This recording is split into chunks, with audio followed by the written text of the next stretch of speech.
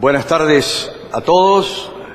Imagino que aunque yo no hubiera venido, todos hubieran venido igual, pero me gusta pensar que algunos vinieron por el tema. Le agradezco al doctor Max la presentación, al presidente, el señor Barrios, y al doctor Irrazábal por haber pronunciado correctamente el nombre de la gran batalla histórica que nos ocupa hoy, que es un nombre de origen flamenco. Por lo tanto, lo que nosotros llamamos Waterloo, o los ingleses llaman Waterloo, es Waterloo, que significa en flamenco prado húmedo. Pero ¿por qué nos interesa hacer algún tipo de reflexión sobre este tema, del cual todos hemos oído hablar, hasta el conjunto ABBA? Y no en balde, en los asilos paralunáticos, en las casas de locos, en los manicomios, un porcentaje alto de los personajes que ahí residen, que a veces están más cuerdos de los que están fuera, pretende de alguna manera ser Napoleón. Pero voy a decirles que el resultado de esta batalla significó que Gran Bretaña va a dominar el mundo por más de 100 años. No sé si es importante, pienso que sí, pienso que la consolidación del imperio británico, Britannia rules the waves and ruled the world también, es gracias a esas escasas 8 horas y media, 9, que se libró una feroz batalla donde posiblemente sea la concentración de cadáveres de muertos más grande en un evento bélico de toda Europa, y estoy diciendo mucho. Hay más de 20.000 cuerpos enterrados en fosas comunes en Waterloo y solamente hay un esqueleto completo de un coracero francés en Le Caillou, que es el cuartel general de Napoleón en la noche previa a la batalla. Waterloo, por lo tanto, es importante también porque significó el declinar definitivo, se apagó esa luz espléndida, esa mente privilegiada, esos proyectos de una Europa unida avant la lettre, antes de su época, bajo la bota de Francia, pero unida al fin. Y Waterloo es el detente balas de todo eso. O sea que marca por un lado el nacimiento del imperio, del primer imperio planetario de la historia, Gran Bretaña, y marca la caída de Francia. Porque por más que Francia vaya a ser tratada muy bien en el Congreso de Viena, en homenaje a los Borbones y a la restauración antibonapartista, el hecho es que Francia va a quedar muy traumatizada, y traumatizada en el aspecto positivo también, porque es muy difícil encontrar un francés, y me precio de conocer algo a Francia. He ido a dar alguna conferencia a la École Militaire en París, tuve una novia francesa para combinar las dos cosas, ¿verdad? Y es muy difícil encontrar a un francés, siendo mismo de izquierda, que hable mal de Napoleón. Y si un extranjero habla mal de Napoleón, es una ofensa. Por lo tanto, me interrogo hasta qué punto todo francés no se siente un poco frustrado por el fracaso de Waterloo. Y cómo no todo francés no se siente un poco identificado con ese gran hombre que llevó a Francia a la cumbre máxima de su gloria. Es decir, les podría reproducir el brevísimo diálogo del ayudante mayor de Napoleón, un joven general de 27 años, fusilado después por orden de Luis XVIII, el general de la Bédoyère. De la Bédoyère es un apellido que en Francia figura mucho hoy, y su tataranieto ocupa cargos importantes en el ámbito académico. Y Napoleón, en vísperas de Waterloo, le va a decir, dígame, Bédoyère, ¿cuál piensa usted que va a ser el aporte máximo que yo he dado a la humanidad? ¿Qué va a decir la posteridad de mí? Y entonces de la Bédoyère, sin vacilar un momento, va a decir: Vous nous avez permis de traspasser les limites de la gloire. Gracias a usted, fuimos más allá de los límites de la gloria. Y la gloire es la palabra favorita en el idioma francés. La gloire no la compran en un supermercado. Eso tiene que ser transmitido por alguien. Acuérdense ustedes un poco el periplo de Napoleón, su pecado de ibris. Acuérdense de que los antiguos griegos el peor pecado que no tenía redención era la soberbia llevada a los límites de la autodestrucción y la ruptura del equilibrio natural impuesto por los dioses. Por eso el hombre que pecaba de ibris, como Aquiles, por ejemplo, era castigado y se encargaba a una diosa en particular que se llamaba Némesis, la diosa de la venganza, que castigara a esa persona con particular ejemplaridad. No sé si se oye bien o es un poco fuerte, quizás, se oye bien. Napoleón peca de ibris. Su aventura en España es una tragedia para los españoles, por supuesto, en primer lugar, y para él mismo. Y si ustedes leen algo de El Memorial de las Casas, las memorias que Napoleón le dicta al conde de las Casas en Santa Elena durante 10 meses, van a ver que el único error que Napoleón reconoce en los 4 tomos es cuando él dice «Je n'ai pas rêvé très bien à cause de le cancre de l'Espagne». No puedo soñar muy bien, no tengo buenos sueños por el cáncer de España. Y en España va a dejar 300.000 muertos. El ejército francés en 5 años va a tener 300.000 bajas. Y luego Rusia, el otro gran pecado. Y de alguna manera España y Rusia marcan el resultado de Waterloo. Eso es un poco el salto rocambolesco que quiero hacer y decir que Napoleón el 22 de junio de 1812, casi digo de 1941, porque la invasión alemana fue el mismo día, pero en 1812 Napoleón entra con no menos de 450.000 hombres de 14 países. Bueno, en diciembre 18 va a cruzar el río Beresina con 18.000.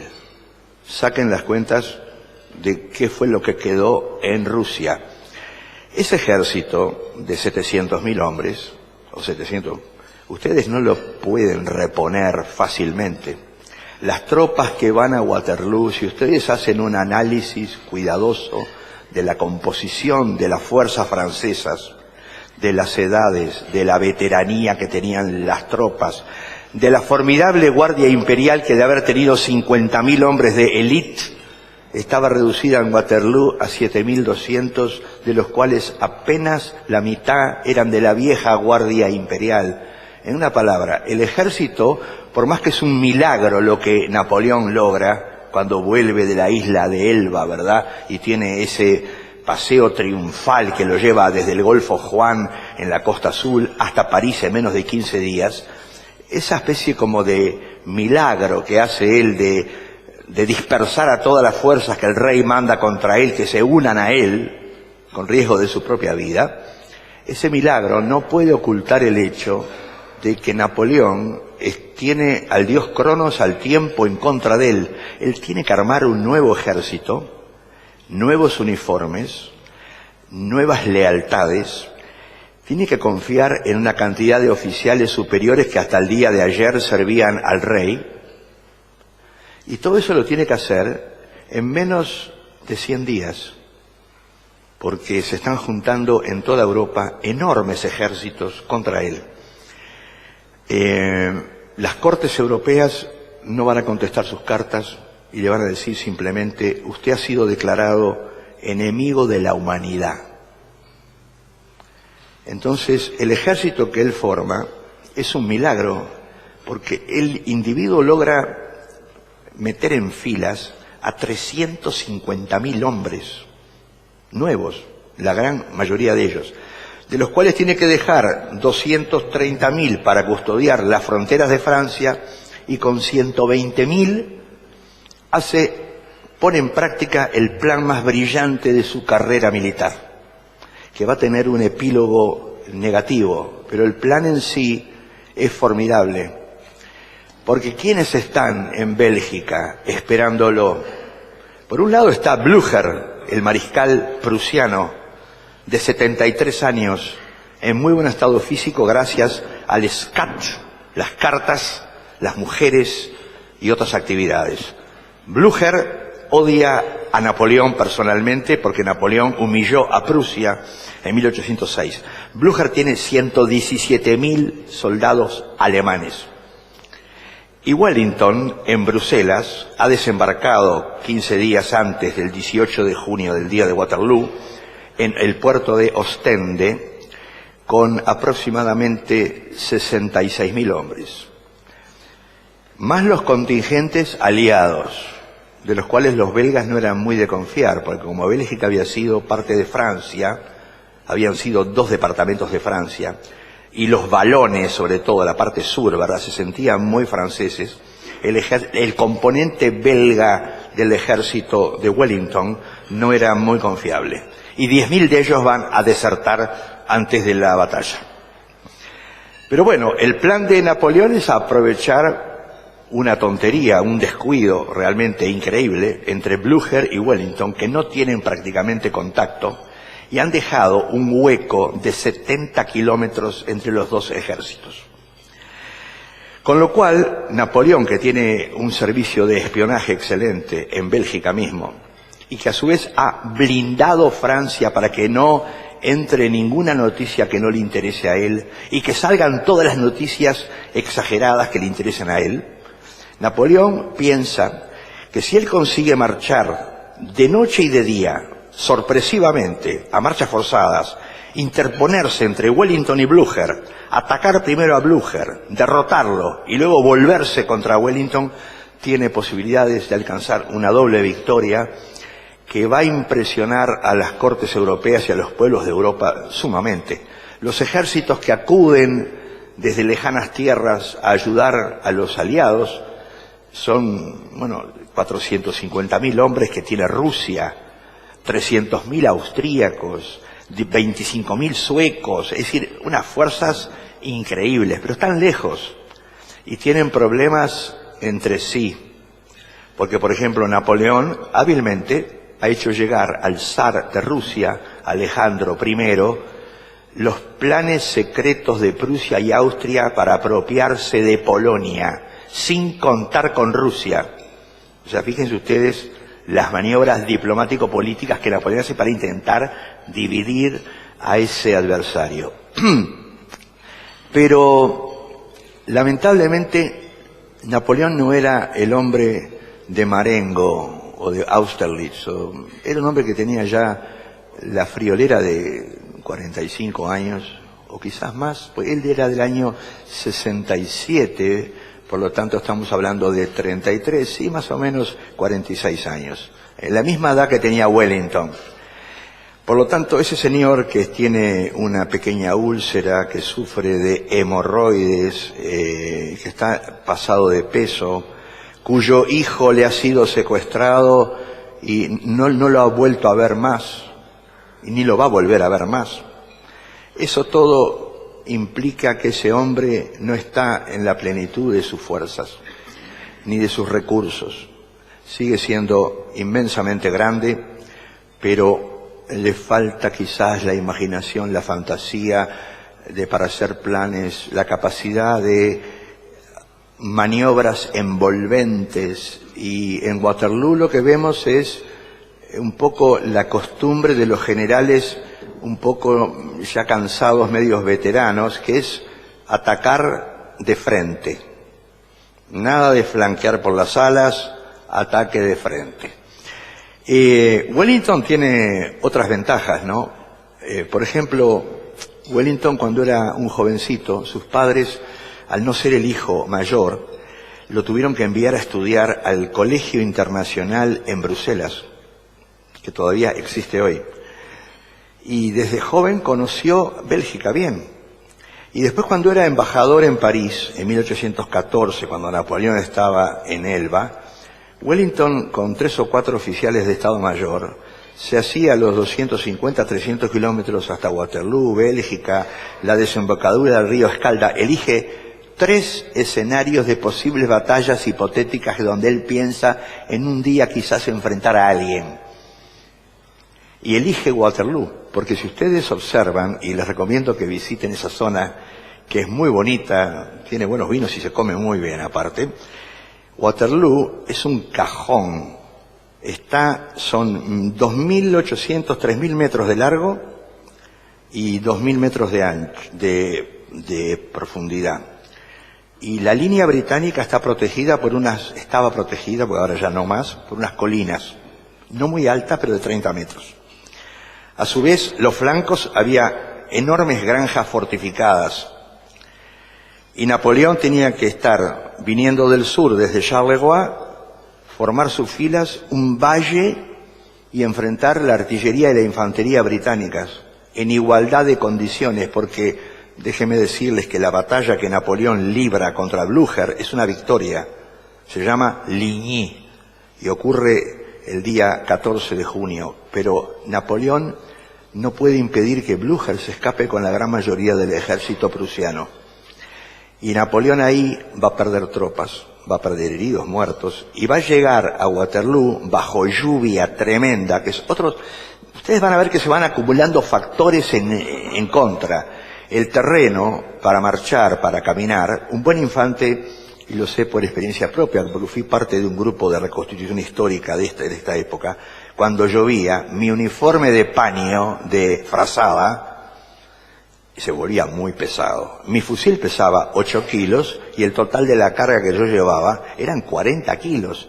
Bajo lluvia, sin caminos nada más que de tierra, en el barrizal, ese ejército avanzando, llegó esa noche a Le Caillou, a vista de los fuegos del campamento aliado, agotado, mal comido.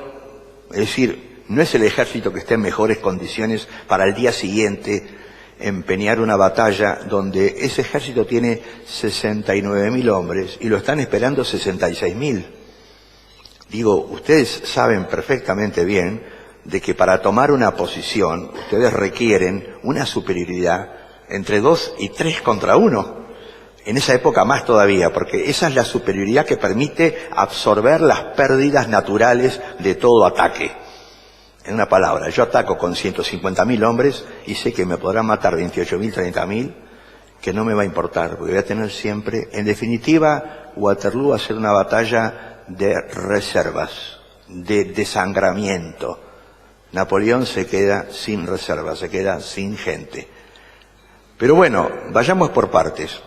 Estado del terreno horrible, cansancio, tropas bisonias en su mayoría, los mandos más superiores no muy de confiar a algunos de ellos, deserción de un general el día anterior a la batalla con todo su estado mayor, con los planos de la batalla franceses, que se presenta ante Wellington y pide hablar con Wellington y dice, vengo a regalarle el plan maestro de Napoleón. Y Wellington dice, I don't speak with traitors. Reciban el plan y échenlo. Es decir, no hablo con traidores, pero agarró el... Quiere decir que había un tema también que en el ejército de Napoleón se repetía 2 por 3. Traición, traición. Acá hay algo, hay gente que no está con nosotros, que son partidarios de los Borbones. O sea que ese es otro elemento. La cohesión tampoco es muy buena. A la mañana siguiente, el domingo 18 de junio, el campo de batalla, a las 9 de la mañana, que es la hora en que el ejército francés se pone de pie, el campo de batalla está lleno de agua y de barro. Y el general encargado de la artillería, Drouot, viene a Napoleón y le dice, no puedo mover mis cañones, señor, se me quedan en el barro. Y entonces Napoleón, con una de las frases efectistas que tiene siempre, ¿verdad?, para dar ánimo, ¿no?, dice, Drouot, vous êtes le canon. Usted es el cañón, muévalos igual. Y el tipo le dice, no, señor, en menos de 2 horas yo no los puedo mover y mis baterías van a estar fijas, porque no tengo movilidad práctica. Y entonces eso ya hay que demorar la batalla hasta las 11:30. Mientras eso ocurre, un cuerpo de ejército de Blücher, de 15.000 hombres, se desvía en el norte y va hacia Waterloo. Napoleón además había tenido que cometer contra su voluntad el error, uno de los errores en estrategia militar en esa época peores que podía haber. Ustedes en víspera de un gran encuentro no pueden dividir sus fuerzas. Ya Federico el Grande y después Clausewitz habían dicho: mi estimado amigo, bastantes problemas tenemos con que los mejores planes no resisten las primeras horas de cualquier batalla. Y siempre repetían los teóricos alemanes: die Schwerpunkt, el punto crucial, ahí hay que tener. Y Napoleón manda 33.000 de sus hombres, un tercio de su ejército, a perseguir a Blücher, al mando del famosísimo Grouchy. El mariscal Grouchy, que hasta el día de hoy ha habido un juicio hace unos años en Tampa, en Florida, la Asociación Napoleónica de los Estados Unidos le hizo un juicio a Grouchy bajo el título incapaz o traidor. Un juicio, con abogados, todo, es decir.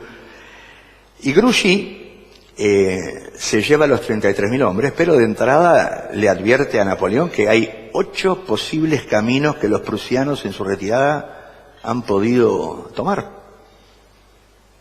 Y Napoleón le dice: mire, usted cumpla las órdenes, no me haga repetírselas, interpóngase entre Blücher y Wellington, póngase en el medio e impida que se junten, y váyase.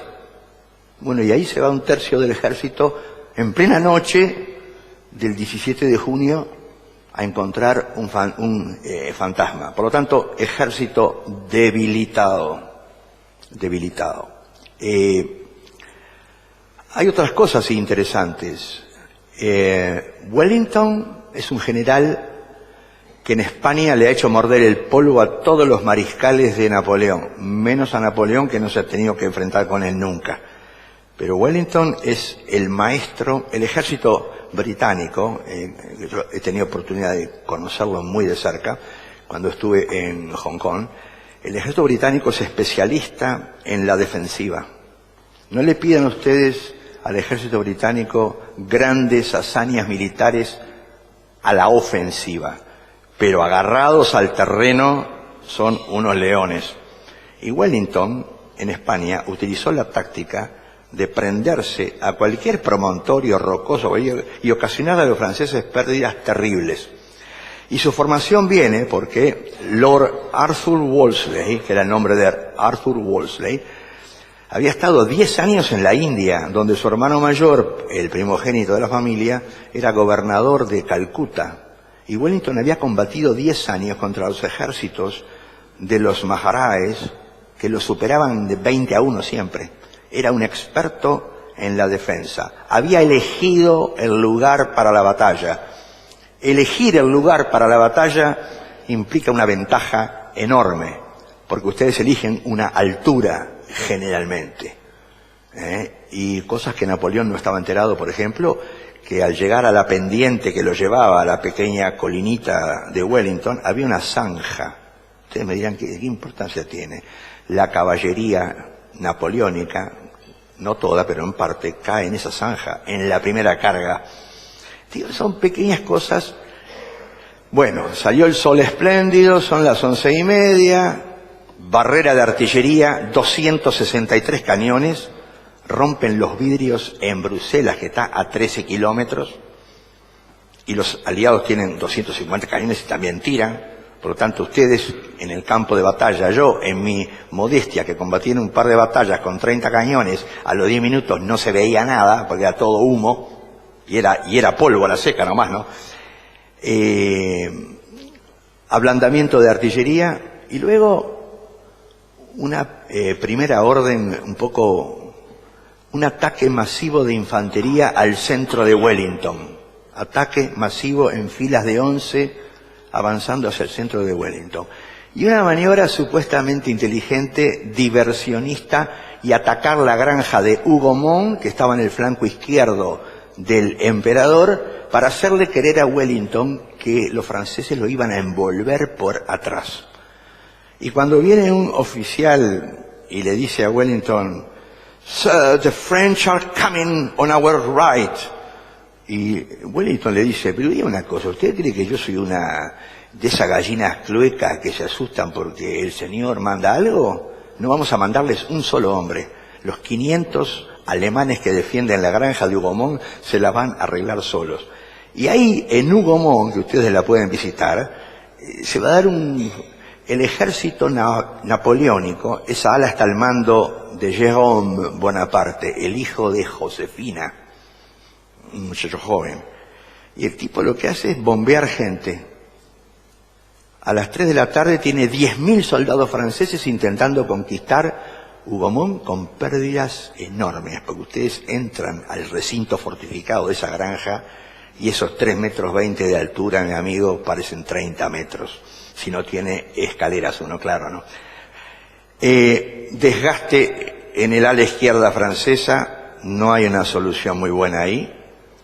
Cuando la infantería francesa carga por el centro es dispersada porque los ingleses ordenan a su caballería atacar. Y atacan ahí los famosos Scott Greys, la caballería escocesa, que estaba considerada en Europa una de las mejores, ¿no? Esa carga de caballería británica de casi 4.000 jinetes, uno en algún desfile ha visto 30 coraceros de la Republicana y le han parecido impresionantes. Pero imagínense 4.000 jinetes. Las líneas francesas son rotas, los 4.000 inundan el valle, se acercan a la colina francesa y comienzan a lancear, no, porque no tenían lanzas, a espadear, a darles estocadas, a matar a los servidores de las piezas de artillería. O sea que el objetivo inglés era la destrucción de la capacidad de fuego. Pero en el momento que comienzan a llegar a la línea de artillería francesa, Napoleón dice, es un comentario que dijo, Wellington no tiene nada mejor que mandarme que esas amazonas, que esos tipos ahí vestidos, a veces que van con una pollerita además, me mandó su caballería. Y alguien le dice, sí, es una caballería muy noble, no sé qué. Y dice, puede ser, pero yo les voy a mandar mis lanceros polacos, 3,60 metros contra 1,30 metros. Un sable, 1,30 metros, una lanza, 3,60 metros. Y lo que ocurrió ahí fue el desastre. Wellington pierde casi toda su caballería, porque como las fuerzas gubernamentales coloradas en Tupambay sabían bien, salieron corriendo todos al segundo día de la batalla, porque el pánico del soldado de línea infante es recibir un impacto de una lanza, que no lo mata a uno, pero lo deja para que lo despenen después, ¿verdad? En esos momentos, a la 1 de la tarde está todo ahí.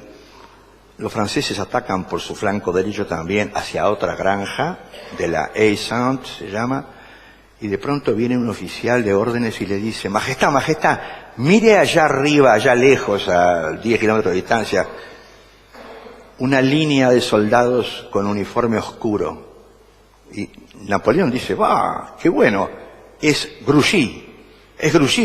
Porque claro, el pelotilla, hablando más y pronto, de Grouchy, es despertado prácticamente por la artillería. Grouchy está a 17 kilómetros de Waterloo.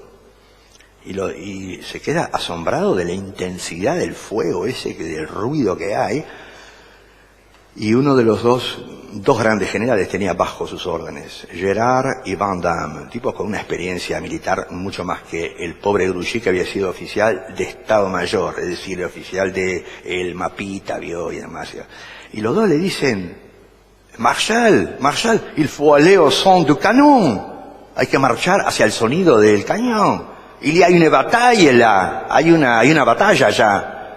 Y el tipo los mira y le dice, tengo órdenes personales del emperador de perseguir a Blücher, encontrarlo y evitar que se una con Wellington. ¿Me escucharon? No, pero el buen oficial tiene que tener la iniciativa de... Y le dice, no, discúlpenme. ¿Ven este papel? ¿Qué ven acá abajo? La firma del emperador. Y yo, hace 3 días, fui humillado públicamente por él por no cumplir una orden. Y yo ahora la orden la voy a cumplir. Yo no voy a ir a Waterloo como un loco cuando tengo otra misión. Y ahí se va. Habían desayunado fresas con champán. Y ahí se va la esperanza de Napoleón de tener refuerzos. Los que vienen por el flanco derecho, por el pueblito de Plancenoit, no son los de Grouchy, es el primer contingente de 5.000 prusianos. Por lo tanto, mi amigo, y ahí ocurre de esas cosas que son errores horrorosos. Wellington, cuando observa que Napoleón ha hecho adelantar a su artillería de largo alcance y los ingleses están comenzando a recibir impactos, ordena que se retire la primera línea de infantería atrás de la colinita, de las colinitas estas. Y el mariscal Ney, el héroe de Rusia, el mariscal de la Moscova, que actualmente se ha estudiado su carácter y se sabe que era un hombre, ¿cómo se llamaría hoy? Bipolar. Tenía un día, estaba contentísimo y bailaba la jota navarra, y el día siguiente estaba llorando porque su novia de hace 40 años lo había dejado. Pero era seguido por sus hombres a muerte y era el comandante de toda la caballería francesa. Dragones, húsares, lanceros.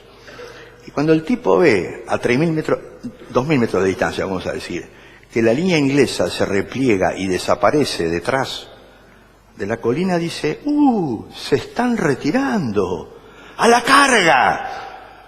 Y arrastra, por supuesto, como un valiente que era, a la cabeza de la carga va él mismo, ¿no? Y carga sin apoyo artillero y sin infantería.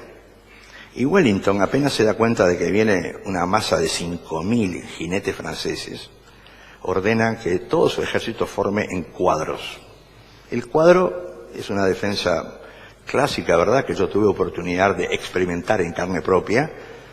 Se pone en filas de 10 o 11, en el centro hay otra filita más chica para reponer a los que matan en la primera fila, la banderita, el oficial, bayoneta calada, los caballos rebotan contra las bayonetas, porque la bayoneta brilla.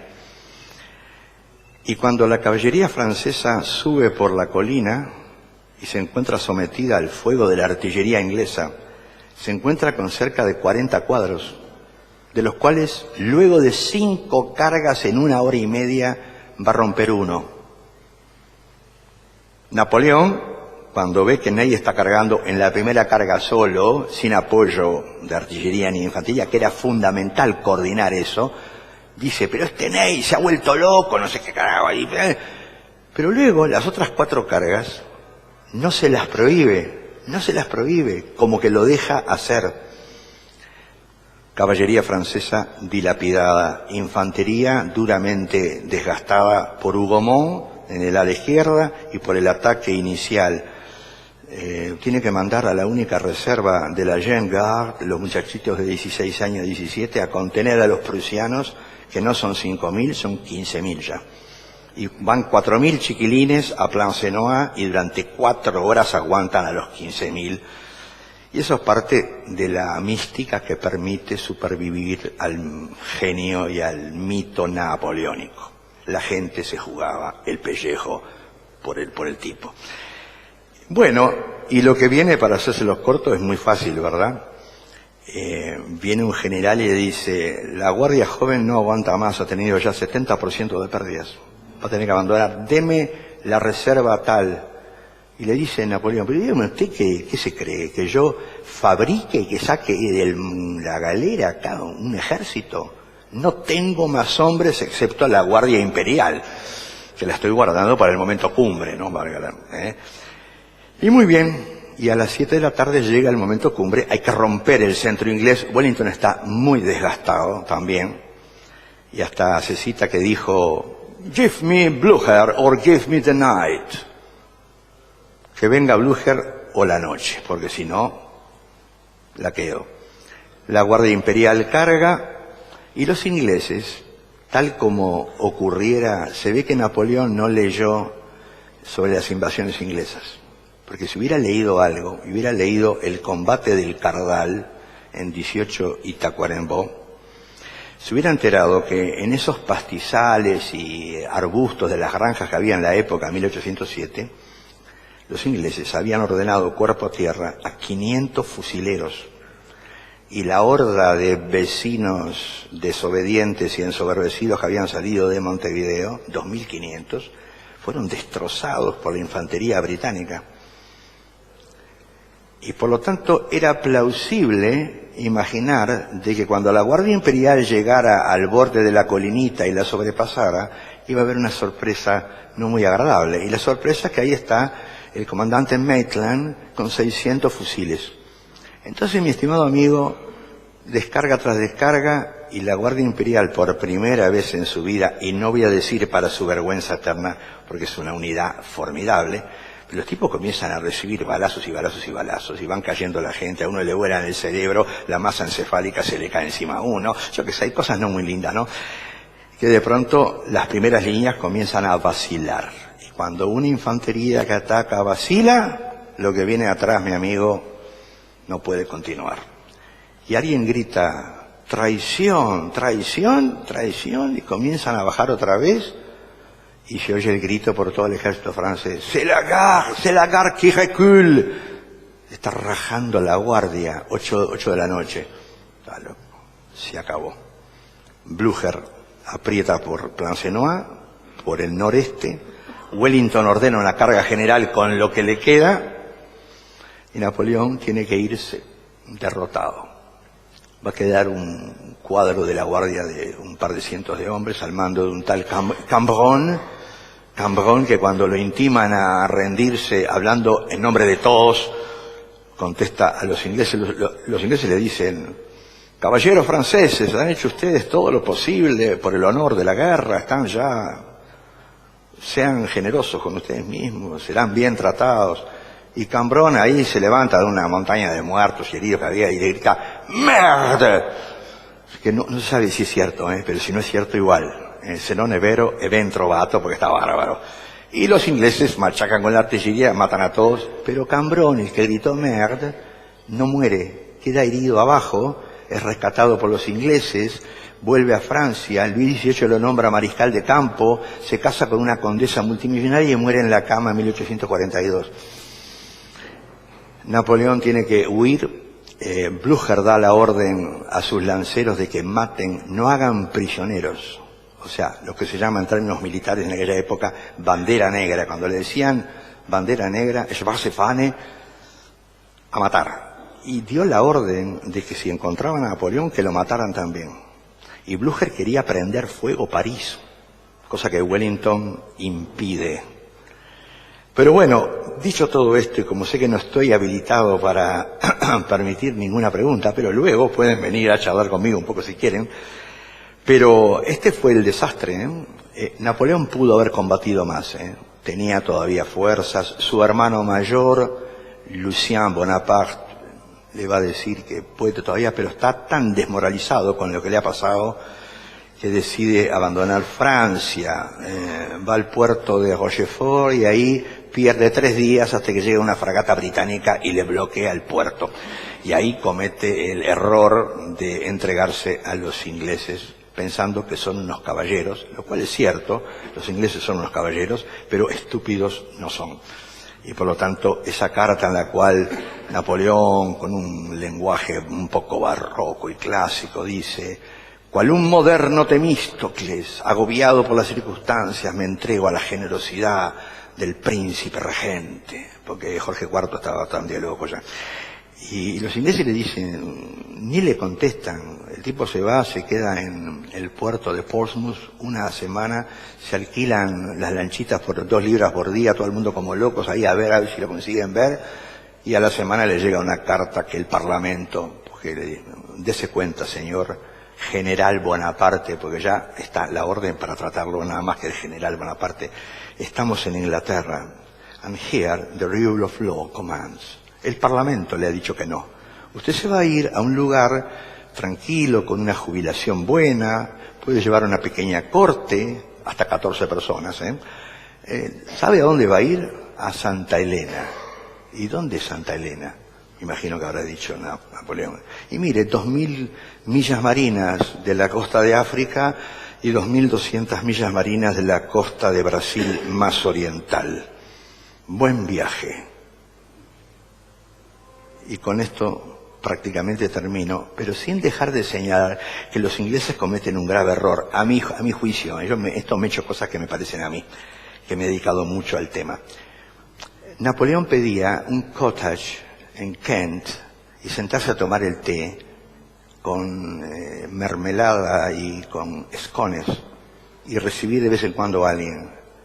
Hubiera sido un buen burgués que hubiera muerto totalmente inofensivo. Lo mandan a Santa Elena y ahí nace la leyenda que el gran Chateaubriand va a escribir y va a decir: como un águila encadenada a una roca perdida, castigado por los vientos por haber querido entregar la llama de la libertad a los hombres. Y le dan 5 años para escribir el memorial de Santa Elena. La última batalla, Napoleón la gana. Es la batalla de la posteridad. Y muchas gracias con esto. Ya.